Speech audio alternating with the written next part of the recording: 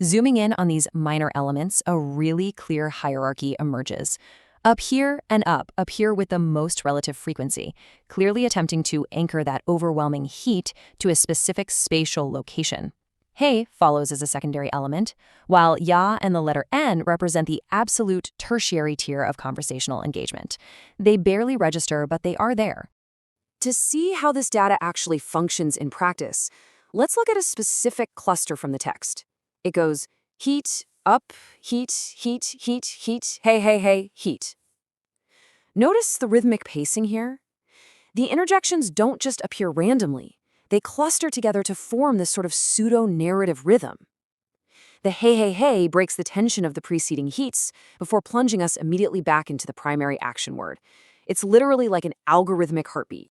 So what you should take away from this is how precisely these specific interruptions function within that giant wall of text. The locational terms up here and up provide some much-needed spatial grounding.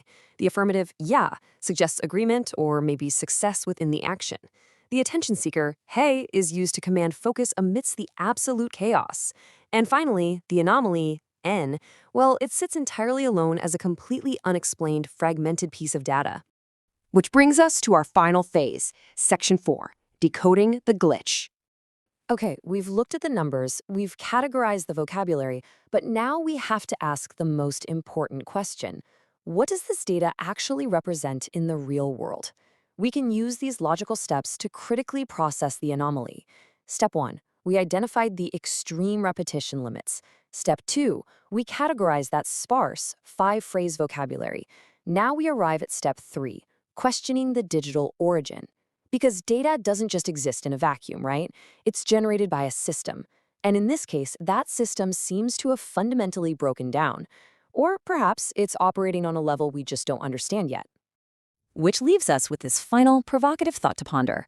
Are we simply looking at a massive, catastrophic algorithm glitch, like a spam bot failure blindly generating auto captions from white noise?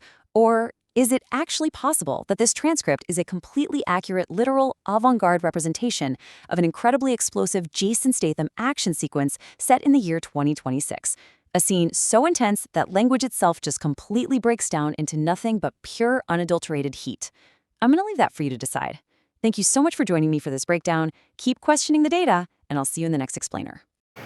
Hey guys, the watching video and like and subscribe. Thank you.